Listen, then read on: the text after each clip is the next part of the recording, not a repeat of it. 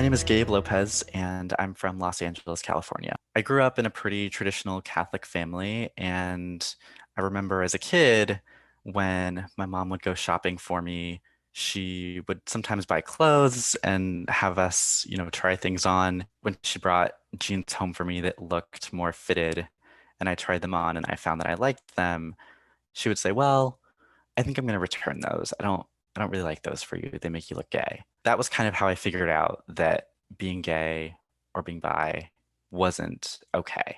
So I started exploring that more in college in New York. And it was a time in which I was able to kind of figure out who I was outside of family expectations. Everything in New York felt new. It felt like I was meeting people for the first time. And so they didn't know anything about me. And one of the biggest ways in which that felt different was people started calling me Gabe. So I grew up as Gabriel, but after a while, it sort of grew on me, and I felt like it was a tangible symbolization of a more authentic version of myself. In my senior year of college, I was dating a guy in New York. He was a producer and had a condo in LA, and we decided that we wanted to meet up in LA. At this point, I realized that my identity wasn't this abstract concept anymore, but it was this real thing. I had a boyfriend, and I decided to come out to my parents. So when I was home for Christmas break, my dad took me for a haircut, and we drove back. We parked in the driveway. I said, "Dad, there's something I need to tell you. I'm attracted to women, but I'm also attracted to men." And his first reaction was, "Well, how do you know? Have you slept with a man? Have you slept with a woman?" And so I answered those questions. Then he asked me how long I knew. And I told him that I knew that I was bi for the past 2 or 3 years. His response was, "Well, if you were able to hold it in that long, I wish you could have held it in much longer."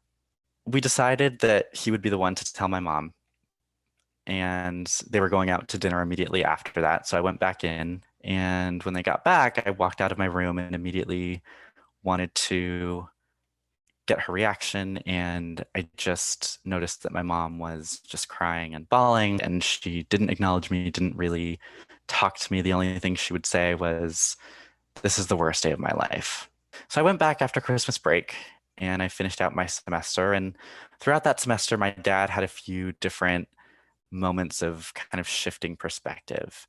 There was a time I was in my college dorm, and it was an evening and I was kind of ready to wind down for the night. And he called me and he said, "I've had some time to think about it, and I love you and you're still my son, and it's okay if you end up dating a guy, but I don't want you publicizing it." A couple weeks later, he called me and he said, "Your sister's really struggling. She's not doing well.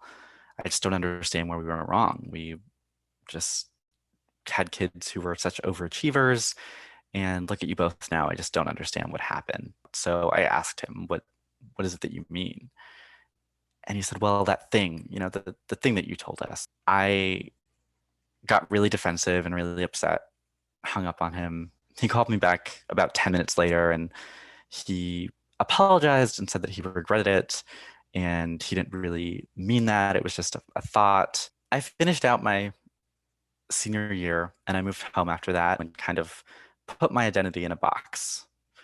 And I found a job at Apple and I started working there. And as a part of my first training, I was in this giant hotel conference room with all the new hires, and one of the managers was talking about some of the benefits that Apple offers. And she was talking about, if my fiance and I one day decide to have kids, both of us can take maternity leave. And I remember going up to her afterwards and thanking her because it gave me an understanding that I could be myself uh, at work. And so I was able to take my identity out of this box at work. And whenever I was talking on the phone with friends from New York, I could talk to them about, the guys that I was dating that I couldn't tell my parents about. And at this point, I had met someone, a mutual friend through a coworker who's now one of my best friends. And he was and is openly gay. And I remember one day we were at his house and my parents were calling me and telling me that, it was time for me to come home. It was like 11 o'clock on a Friday night. And he said, I've noticed that you really cater to your parents' expectations. What would happen if you didn't come home right away just because they said so? You're 24. And what would happen if you were more open about dating guys? When my friend pointed that out to me, that was kind of a time in which I realized, like, I don't have to feel shame about these experiences. I don't have to let my parents' expectations um, stop me from being able to have a good time. So I decided to reach out for therapy because I felt like I was kind of ready to dive into all this and figure out what life as Gabe in LA would look like.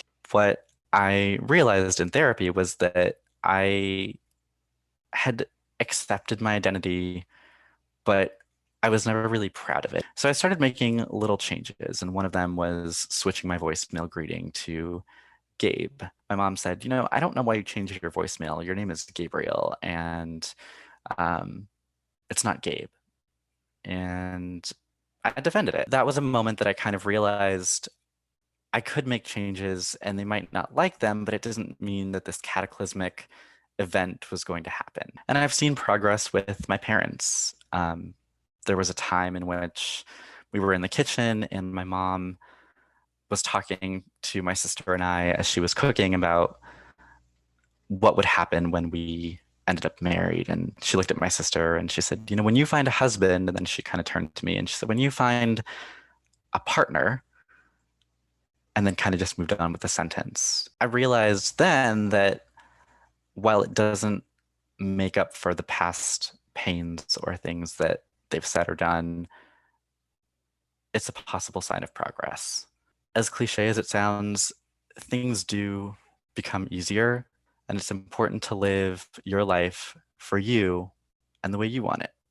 And there will be people in your life who not only support you and embrace you for doing that, but are proud of you and respect you for doing that as well.